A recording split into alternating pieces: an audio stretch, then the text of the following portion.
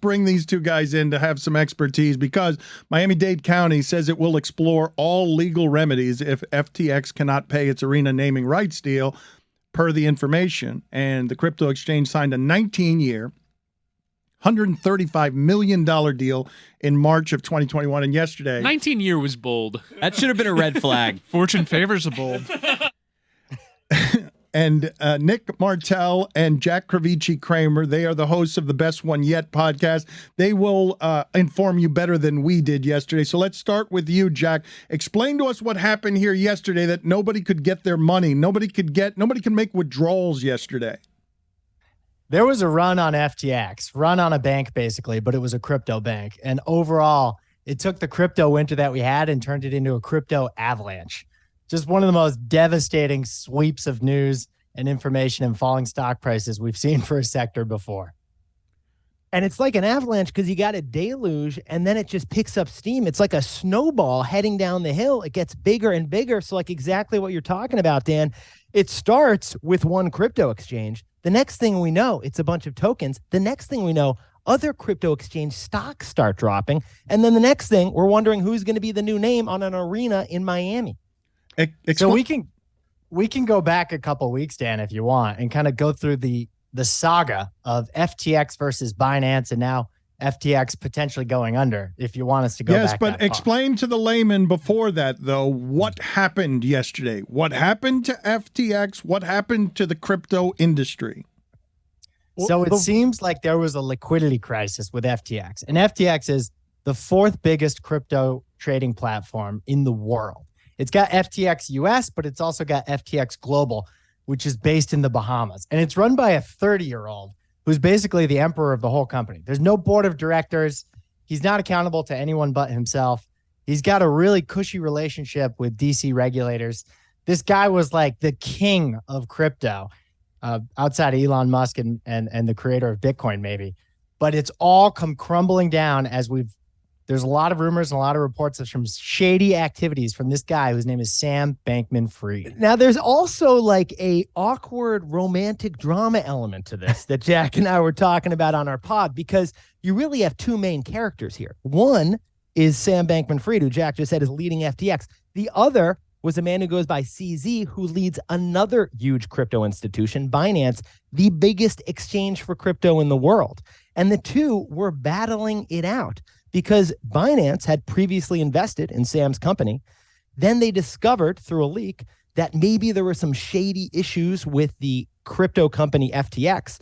So then they started going through this dramatic Twitter back and forth, hating each other for a few days. But then when we thought they hated each other so much, Binance offered to acquire FTX and save FTX. So the way Jack and I saw it, it was like this strange relationship that went from hating each other to almost a marriage of convenience in 24 hours. But it collapsed. Dan, have you seen?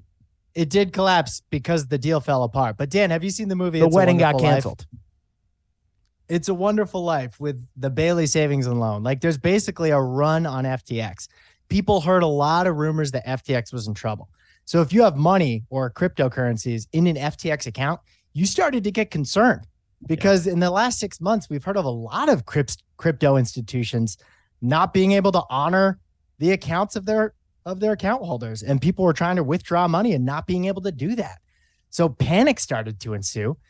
$8 billion worth of money tried to get withdrawn from FTX from regular investors who might have some Bitcoin, might have some Ethereum, whatever. And FTX was saying, I'm sorry, get back to us in a day, get back to us in a couple days. We can't let you withdraw your money right now. And of course, that only escalated the panic.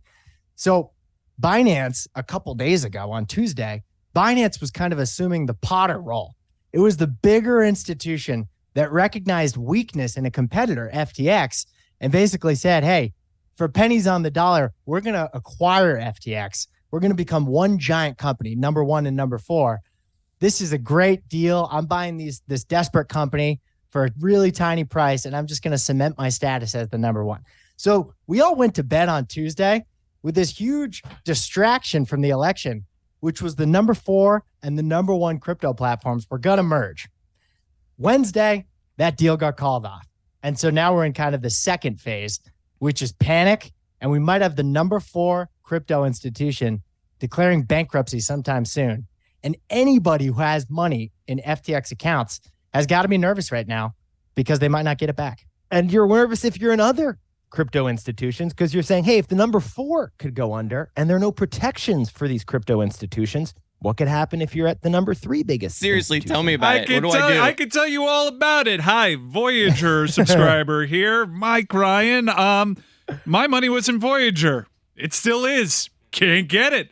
FTX was supposed to acquire Voyager. That was the lifeboat. What happens when the lifeboat goes under? I mean, that sucks, but we're finally realizing. Thank you. Well said. That sucks. That Appreciate it. Really it. sucks, man. It's the worst. We need to think of these crypto platforms as like a crypto bank. You have your money with them in the form of, what is it, Bitcoin? All over the place, man. NETH. I had a token go under while I couldn't get to it. Hearing you guys lament the fall of the industry is quite funny to me because it's been gone for me.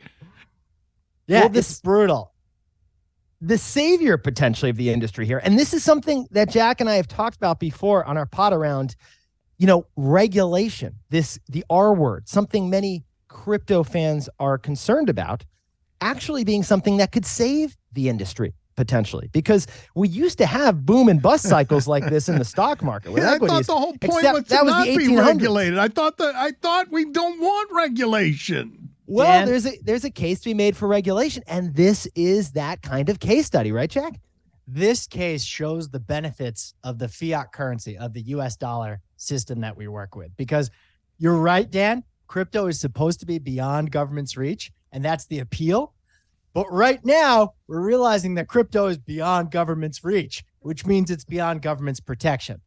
We trust the banks, and no one ever sprints to TD Bank or Charles Schwab or Wells Fargo to withdraw their money because we have no lack of confidence in these institutions. It's the governments that backing them up with the FDIC. All of our deposits are guaranteed. No one makes a run on an American bank since the 1930s when the FDIC got invented during the Great Depression. Also, if a major institution had a run, Congress would probably bail it out. But here's the best part.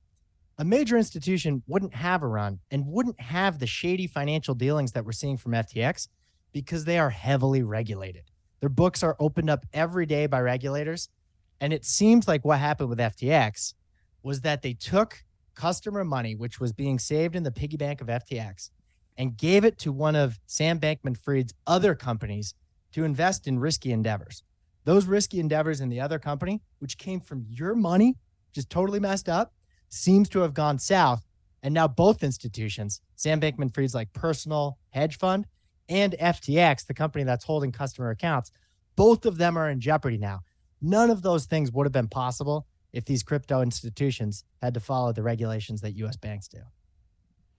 Nick, can you explain to us when Sam Bankman-Fried says, he admits, I bleeped up, the exchange was valued at $32 billion.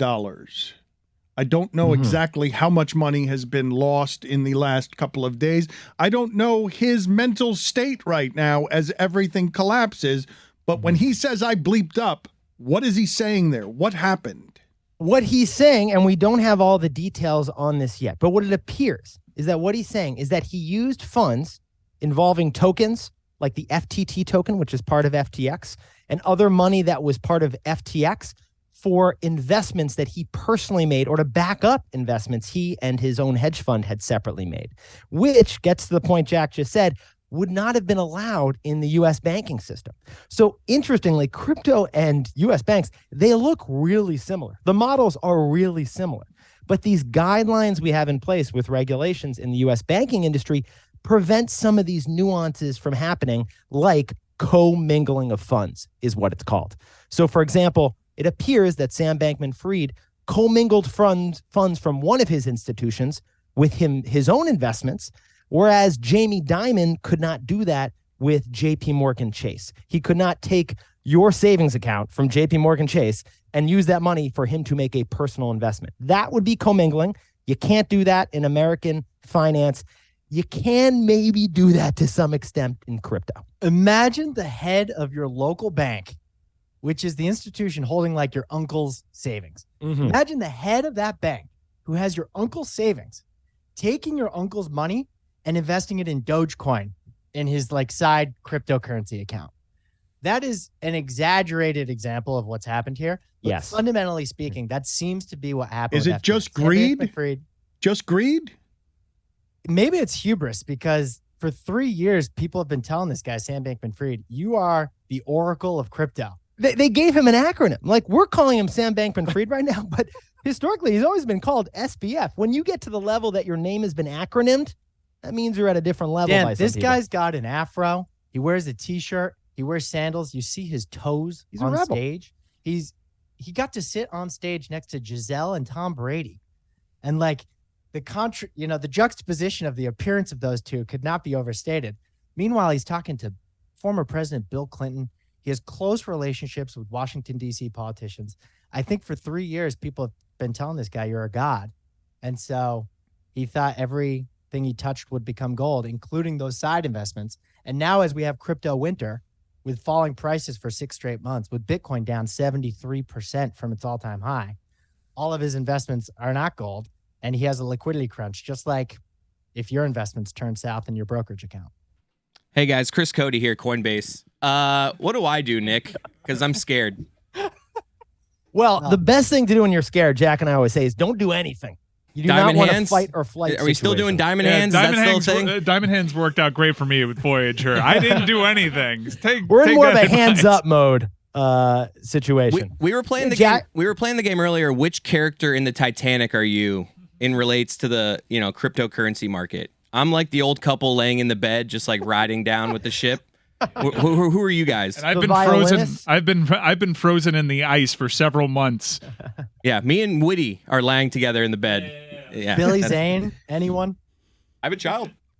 I think SBF is Billy Zane at this point. Yeah. I have In these kind of situations, we always say you really just don't want to necessarily take any action on this. You kind of want to be in the cockpit of the boat and waiting to see what's going to happen with the ship, just in case the lifeboats do actually come. Because, for example, what we've seen in the last couple of days is a whiplash. We've seen crypto drop like 15, 20%. We've also seen it rebound a bit today. So we don't know what the total fallout is. And this kind of gets back to our first part about the avalanche. This thing is snowballed. It's created this whole effect. We don't totally know where this thing lands yet. So it could land with there being some winners. People could rush more into Bitcoin or name brand coins like Ethereum and Bitcoin. So you could have winners emerge. On the other hand, you could have them all continue to suffer.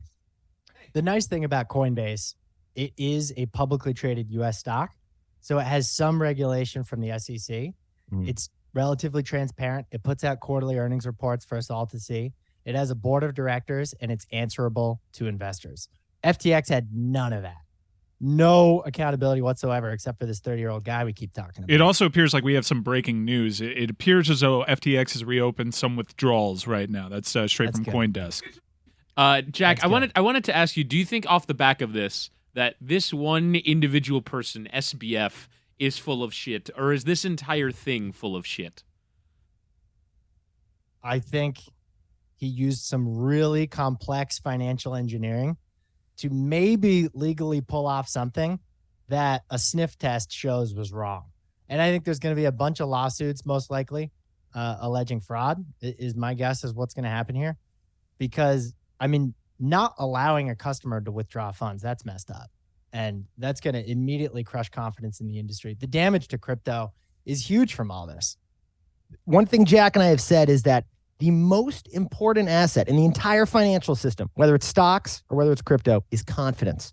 And when confidence is lost in institutions, that's when you see serious fallout. So the big question for crypto over the next week is going to be how much confidence is lost in the crypto institutions, because that will be the true assessment of the damage.